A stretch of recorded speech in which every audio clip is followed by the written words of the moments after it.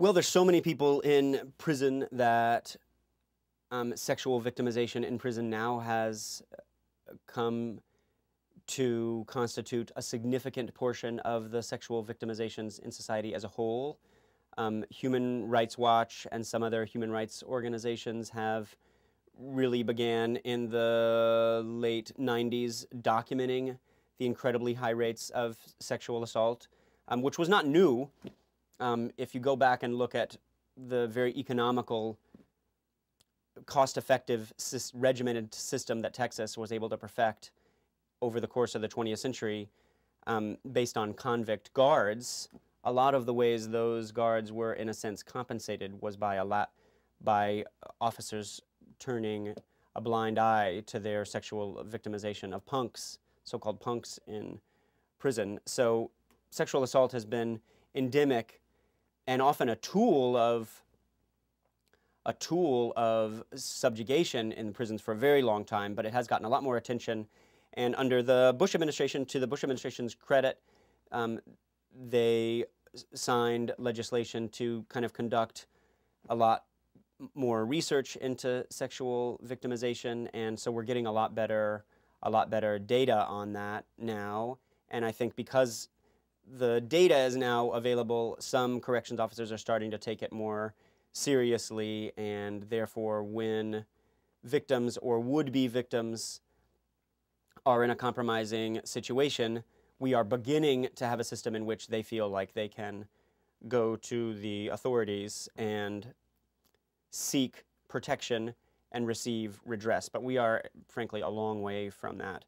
And there's, of course, a public health component to this as well, to both coerced sex and consensual sex in prison, and that is that another way that mass imprisonment is adversely affecting the public is that they have become incubators of public health problems. They become incubators of hepatitis B, they've become incubators of HIV and antibiotic-resistant tuberculosis, and of course all of that has consequences beyond prison walls. So it's yet another reason to try and use incarceration as a penalty of last resort than a penalty of first resort, as we have started doing in recent years.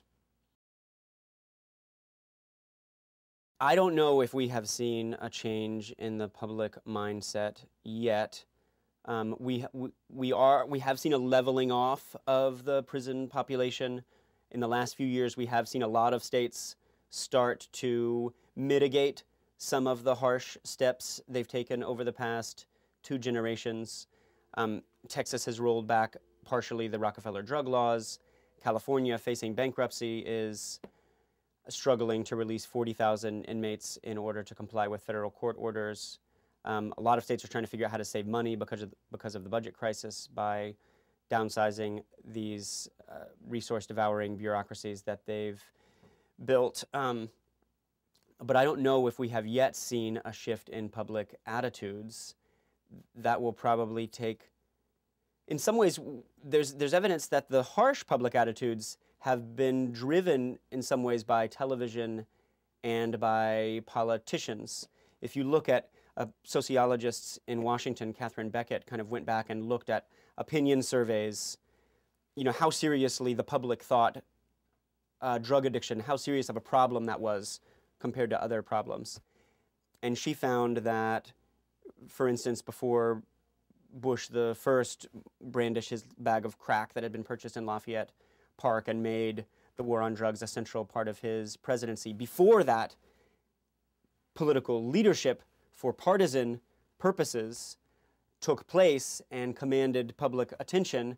The public was not particularly concerned about illegal drug use, and afterwards they developed harsher attitudes and more anxiety. So we're going to have to see some leadership in the other direction, I think, for people to start developing other ideas. One thing I should say about that, too, is that the public, quite understandably, has very fickle attitudes and conflicted attitudes toward crime and punishment, as all of us do. And so polls are in some ways driven by how you ask the question. So if you ask people, should we be harder on criminals than we are. Many poll recipients, especially white men, it should be said, will say, yes, we need to be harder on crime. But if you ask them, the public, should we emphasize treatment over incarceration for nonviolent drug crimes, they also say yes. Or should we have more treatment in prison? Or should we have more education in prison? So, framing has a lot to do with how successfully we're able to pursue changes. Problem we've had in recent years is that the Democrats, from the end of the Johnson administration forward, have been running scared on criminal justice. They felt that the accusation of being soft on crime was one of their critical vulnerabilities.